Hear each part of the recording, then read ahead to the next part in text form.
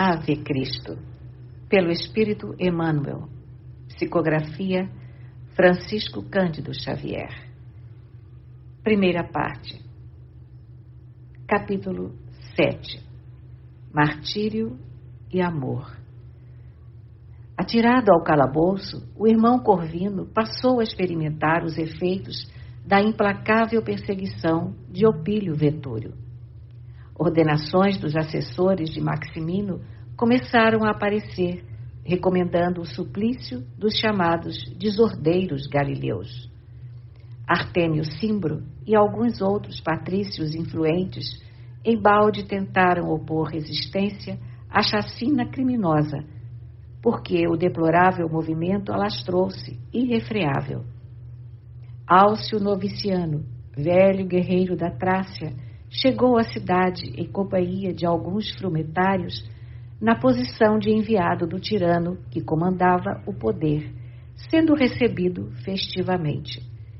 Exibições no anfiteatro da cidade foram organizadas com esmero. O amigo de Maximino era portador de cartas diversas às autoridades lugdunenses, recomendando o maior rigor no castigo aos seguidores do culto nazareno. E a fim de corresponder às mensagens ilustres, dezenas de plebeus foram lançados à sanha carnívora de feras africanas ao som de músicas alegres. O benfeitor dos pobres, entretanto, e outros prisioneiros altamente categorizados pela opinião pública foram reservados a interrogatório dirigido pelo destacado visitante. No dia justo, o Tribunal de Audiências regurgitava de povo. Vastas galerias jaziam apinhadas de gente. Todos os adversários da nova fé como que se congregavam ali para a ironia e o escárnio. Renteando quase com o embaixador do imperante Opílio, Galba, Taciano e Súbrio acompanhavam o desenrolar dos acontecimentos com sombrio aspecto. Vetúrio, denunciando no rosto envelhecido as extremas aflições que o atormentavam, revelava-se inquieto, levando a destra aos olhos de momento a momento, evidenciando a emotividade de que se via possuído, enquanto Taciano, recordando o enfermeiro abnegado, mostrava no semblante um misto de compaixão e desprezo. Caracterizava-se Galba pela frieza habitual, mas Flávio Súbrio, não obstante decrépito, espreitava os menores rumores do largo recinto com a vivacidade de um felino, parecendo disposto a registrar as mínimas particularidades do espetáculo. O irmão Corvino, escoltado por guardas numerosos, apareceu no grande salão. Esquelético, descorado, falava sem palavras da fome que curtia no cárcere. No pulso, trazia feridas rubras e na face, sinais de chicotadas revelavam o martírio nas celas, onde legionários ébrios costumavam realizar exercícios de crueldade. Mas os olhos do condenado como que se mostravam mais brilhantes. Não era só a paciência que se irradiava deles, demonstrando-lhe a grandeza espiritual, mas também uma superioridade indefinível, misturada de compreensão e piedade pelos verdugos. À frente do missionário, os representantes da casa de Opílio fizeram-se pálidos. Imprecações reboaram de todos os lados, acirrando os ânimos contra o apóstolo indefeso. Abaixo, feiticeiro, morte ao assassino, suplício ao matador de mulheres e crianças. Impropérios como esses eram bramidos à solta por centenas de lábios duros e espumejantes. Quinto Varro, porém, que a consciência tranquila parecia coroar de imperturbável serenidade, passeou o olhar calmo e bondoso pela assembleia irritada, e a multidão aquietou-se de chofre, qual se fora dominada por força irresistível. O próprio Álcio, habituado à agressividade da caserna, estava surpreendido. Levantou-se imponente e, tentando em vão assumir o aspecto respeitável de um magistrado, arengou por alguns minutos, salientando as preocupações do governo na eliminação do culto proibido e advertindo os cidadãos contra a ideologia religiosa que pretendia confundir escravos e senhores. Em seguida, dirigiu-se solenemente ao presbítero, notificando: creio-me exonerado de qualquer consideração para com os prisioneiros sem títulos que os recomendem ao respeito do Estado. Contudo, tantos empenhos foram interpostos junto de minha autoridade em vosso favor, tantas famílias aristocráticas se interessam por vosso destino, que me sinto no dever de ajuizar quanto à vossa situação com especial benevolência. Corvino escutava o legado serenamente, mas insopitável inquietude dominava a multidão. Sois acusado de haver provocado a morte de uma criança, prosseguiu Novaciano impertigado, para cultivar sortilégios malignos e de haver assassinado uma distinta dama patrícia doente e irresponsável, depois de atraí-la, provavelmente com promessas de cura imaginária. Todavia, ponderando as solicitações de vários principais, dignar-me-ei analisar o processo alusivo às culpas referidas, tratando-vos como cidadão do Império. Mas, antes de tudo, desejo certificar-me de vossa fidelidade às nossas tradições e princípios, de vez que sois indicado como membro da seita renegada, para cuja extinção não possuímos outros recursos que não sejam o exílio, a punição ou a morte. Fez ligeiro intervalo, fixou o presbítero de frente, buscando em vão suportar-lhe o olhar confiante e calmo, e inquiriu: em nome do imperador Maximino, exorto-vos a jurar lealdade aos deuses e obediência às leis romanas. Varro, concentrado em si mesmo, evidenciando longa distância espiritual da atmosfera de crueldade e pequenez que predominava no recinto, respondeu com firmeza e simplicidade: ilustre legado, consoante as lições do meu mestre, sempre dei a César o respeito que César espera de mim. No entanto, não posso sacrificar aos ídolos, porque sou cristão e não desejo abandonar minha fé. Que ousadia! Exclamou Novaciano, encolerizado, enquanto o populacho prorrompia em gritos. Morte ao traidor! Degolem o celerado! O religioso, porém, não expressou a mínima alteração facial. O juiz agitou o pequeno martelete de bronze, exigindo silêncio, e voltou a interpelar. Sois atrevido até ao insulto?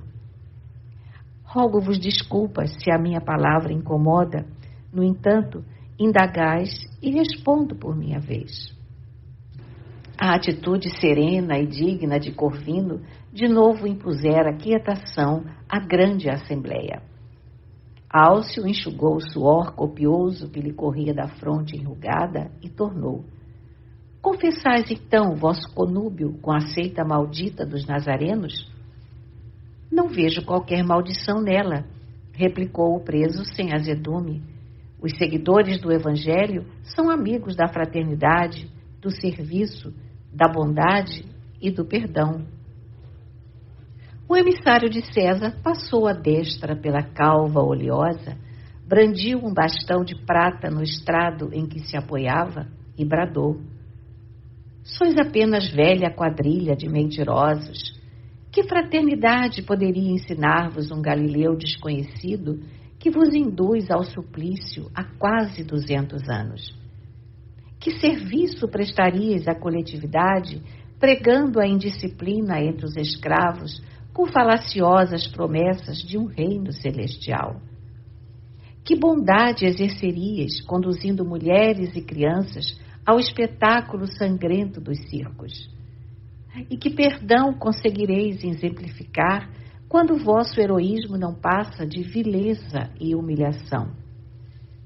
Varro percebeu a dureza intelectual do inquiridor e objetou: Nosso mestre padeceu na cruz por sentir-se o irmão maior da humanidade, necessitada não de força bruta ou de violência, mas de valor moral, para compreender a grandeza do Espírito Eterno.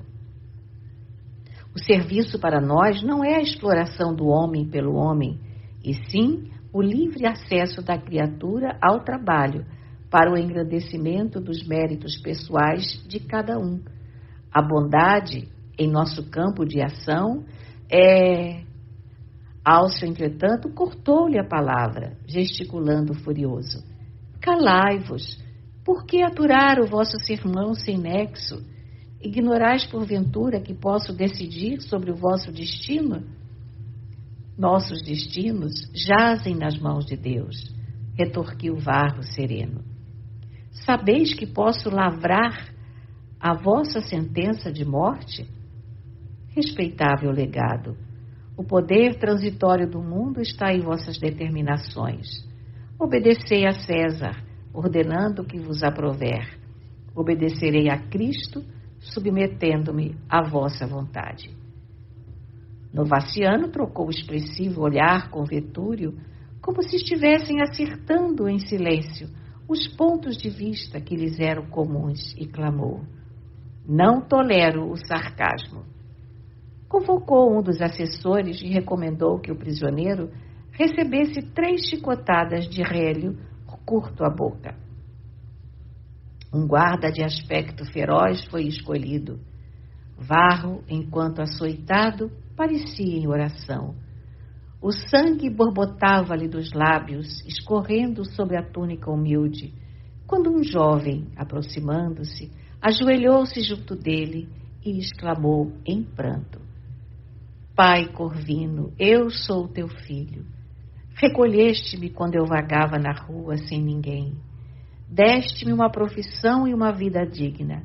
Não sofrerás sozinho. Estou aqui. Todavia, no estupor geral que a sina impunha aos circunstantes, o benfeitor ferido, embora sangrando, inclinou-se para o rapaz e rogou: Crispo, meu filho, não afrontes a autoridade.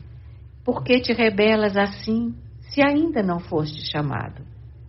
Meu pai, soluçou o jovem, quase menino, também quero testemunho. Desejo provar minha fidelidade ao Senhor. E voltando-se para o representante de César, declarou: eu também sou cristão. Corvino acariciou-lhe os cabelos em desalinho e continuou: esqueceste que a maior exemplificação dos seguidores do Evangelho não é a morte, e sim a da vida? Não sabes que Jesus espera de nós a lição do amor e da fé onde respiramos?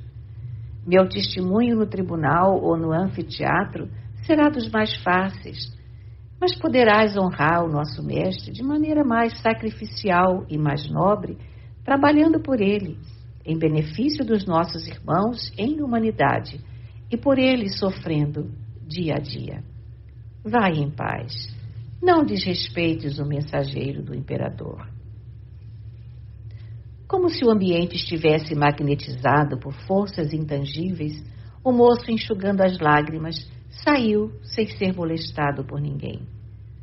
Tornando a si da surpresa que o senhoreara, Novaciano reergueu a voz e considerou: o legado de Augusto não pode perder tempo. Sacrificai aos deuses e o processo que vos envolve o nome será examinado atenciosamente. Não posso, insistiu Corvino sem afetação. Sou adepto do cristianismo e nessa condição desejo morrer. Morrereis então, gritou Alcio indignado, e assinou a sentença, indicando o campo próximo em que o prisioneiro seria decapitado no dia seguinte, ao amanhecer. Varro escutou-a sem modificar-se. A fé e a tranquilidade imperturbáveis fulgiam-lhe no semblante. Na assembleia, contudo, reinava amplo mal-estar. Opílio e Galba abraçaram o legado com visíveis sinais de satisfação. Tassiano, porém, sentia-se inexplicavelmente angustiado, lutando consigo mesmo para sobrepor-se a qualquer ato de simpatia. As conversações que mantivera com o enfermeiro em outro tempo afloravam-lhe a memória. Aquele homem ultrajado e abatido impunha-se-lhe a admiração, ainda mesmo contra a sua própria vontade. Tudo faria para não pensar, mas a grandeza moral dele confundia-o e o chamava à reflexão. Instintivamente inclinava-se a defendê-lo. Contudo, não seria lícito conceder a si mesmo tal aventura. Corvino poderia ser um gigante de heroísmo, mas era cristão. E ele, Tassiano, detestava os nazarenos. Afastou-se alguns passos a fim de apreciar soberba estátua de Têmis que jazia no recinto. Mas alguém correu ao encontro do condenado que voltava à prisão resignadamente. Esse alguém era o velho Flávio Súbrio, que se abeirou do religioso e disse-lhe em voz baixa: reconheço-te, agora não alimento qualquer dúvida. 20 anos não me fariam olvidar-te. Quinto Varro lançou-lhe dolorido olhar, sem nada responder. O antigo lidador, todavia, recebeu-lhe o silêncio como sendo a confirmação que aguardava. E, contendo a custo o pranto que lhe ennevoava os olhos, segurou-lhe as mãos que pesadas algemas enlaçavam e acentuou: meu amigo, não teria sido mais suave a tua morte no mar? Como me pesa haver cooperado para o teu sacrifício. Como lastimo a tua infortunada sorte, observando o fardo de angústia que te verga os ombros. O interpelado, porém, sorriu triste e replicou: Súbrio, a escravidão a Jesus é a verdadeira liberdade, tanto quanto a morte, em companhia do nosso divino Mestre, é a ressurreição para a vida imperecível. Só um fardo deveremos temer, o da consciência culpada. E reparando-lhe com surpresa as lágrimas de sincera compunção que não chegaram a transbordar, acrescentou: se procuras agora algum meio de acesso à verdade, não deixes para amanhã o teu encontro com o Cristo. Faze alguma coisa por tua salvação e o Senhor fará o resto. Nesse instante, porém, o chefe de vigilância, acreditando que Súbrio insultava o prisioneiro, abeirou-se de ambos e vociferou sarcástico: nobre romano, deixa comigo este feiticeiro. Prepará-lo-ei a bastonadas para o espetáculo de amanhã. E antes que Súbrio estupefato pudesse mover-se, Varro foi arrastado de novo para o cárcere. Desde esse momento, porém, o velho guerreiro em disponibilidade pareceu tomado de incompreensível perturbação.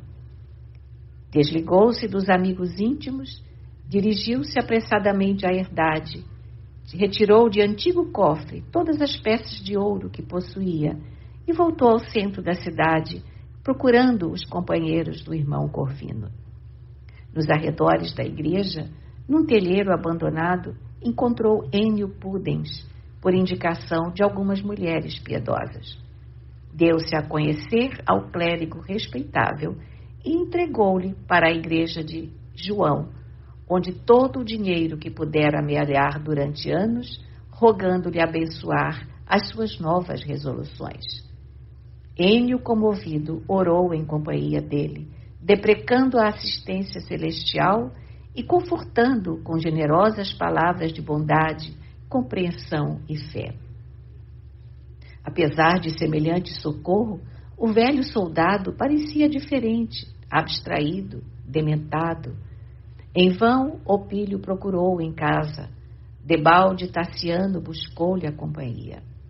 Súbrio retirara-se para o campo, mantendo-se em meditação a reconsiderar os caminhos percorridos. Tornou ao ambiente doméstico nas primeiras horas da madrugada, mas não conseguiu acalmar-se.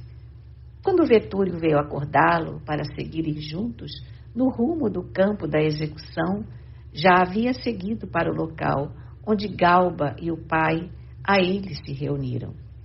Tassiano absteve-se. Alegou súbita indisposição orgânica a fim de subtrair-se ao espetáculo. Não desejava enfrentar a presença de Corvino, cuja serenidade o molestava. Não obstante a hora matutina, vasta multidão se aglomerava na Praça Livre, não faltando grande número de personalidades eminentes, inclusive Novaciano, que se sentira fortemente impressionado com a resistência moral do prisioneiro. Atendidas as formalidades então vigentes, o representante de Maximino ordenou ao carrasco se aproximasse. O irmão Corvino, evidenciando indescritível ansiedade no olhar percussiente e lípido, fitava o grupo de Opílio, à procura de alguém que não aparecia.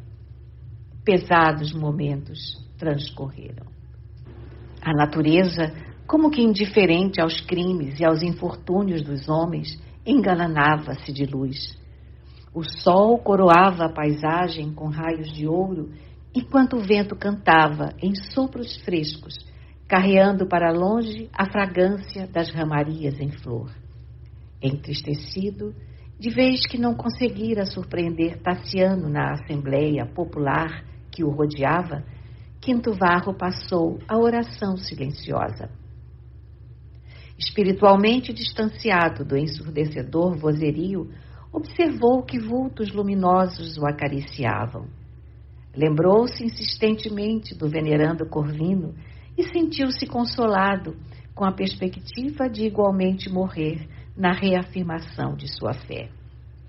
Procurava aguçar os sentidos para penetrar com segurança no mundo invisível, quando escutou os gritos estentóricos de alguém junto dele. Era Flávio Súbrio que bradava possesso. Eu também sou cristão. Abaixo os deuses de pedra. Viva Jesus! Viva Jesus!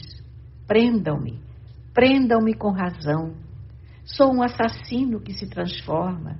Já matei muitos. Matem-me agora também. Infelizes romanos, porque converterdes a honra dos antepassados num rio de sangue. Somos todos celerados sem remissão. Quero, por isso, a nova lei. Em meio da perplexidade geral, Vetúrio abeirou-se do aristocrático visitante e informou: Ilustre Novaciano, apresse a execução. Flávio Súbrio é comensal de minha casa há muitos anos e acaba de enlouquecer, talvez em razão da idade avançada. Incumbir-me-ei de afastá-lo sem qualquer inconveniência. A ordem foi expedida. O condenado ajoelhou-se. Artêmio Cimbro, que ninguém ousava incomodar em virtude das suas prerrogativas, aproximou-se dele valorosamente e cobriu-lhe o rosto com pequena toalha de linho tenuíssimo, a fim de que a cena brutal lhe não ferisse a visão. Glabro Hércules, antigo gladiador do anfiteatro, agora convertido em verdugo, ergueu o gládio, com mãos trêmulas, descendo o instrumento sobre o pescoço da vítima. Todavia, poderes invisíveis atuavam para que o gume da espada não atingisse o lugar visado. Havendo desferido o terceiro golpe, recebeu do legado de César a determinação de sustar o serviço. Existia uma lei proibindo o quarto golpe em qualquer decapitação. Quinto Varro, banhado em sangue, foi por isso transferido para o calabouço, onde agora lhe assistia o direito de morrer lentamente. Vetúrio acompanhou as mínimas particularidades do quadro terrível sem alterar-se, e quando voltou a procurar por Flávio Súbrio, que se distanciara para não ver a horrenda exibição, não mais o encontrou. O cliente de Opílio tomara um carro e voltara rápido para casa. Profundamente transtornado, quase irreconhecível, convocou Tassiano a entendimento particular e passou a narrar-lhe o passado, sintetizando quanto possível. O moço patrício, boquiaberto e aterrado, ouvia-lhe as reminiscências quando Vetúrio chegou suarento e aflito, e adivinhando o que se passava, tentou interrompê-lo. Flávio Súbrio enlouqueceu, rugiu irado. Não, Tassiano, não, protestou ele em voz firme. Meu juízo não está desequilibrado. Minha saúde nunca foi tão robusta quanto agora. Minha consciência apenas acorda para justificar a si mesma. Tenho crimes sobre crimes. Não perpetrarei mais esse, o de ocultar-te a realidade. Corre ao campo da execução, e se teu pai ainda vive, não lhe prives do teu carinho à última hora. Seguirei contigo, seguirei contigo. Opílio, desesperado, revelando o comprometedor desequilíbrio, que de modo algum se coadunava com o seu temperamento calculado e cortês, interferiu gritando: Cão, recua! Não quebrarás a harmonia de minha casa. Não menosprezes a memória do pai de Tassiano, que sempre nos foi extremamente sagrada. Com as veias entumecidas, denunciando a emotividade que lhe oprimia a alma, Súbrio estampou feroz expressão na fisionomia, dantes fleumática e impenetrável, e retorquiu: Não é verdade, Tassiano. Opílio recomendou-me apunhalar Quinto Varro sobre as águas, mas por gratidão ao passado poupei-o, assassinando um apóstolo que o acompanhava e que certamente lhe legou o nome. Ainda que eu morra, estou agora mais aliviado, quase feliz.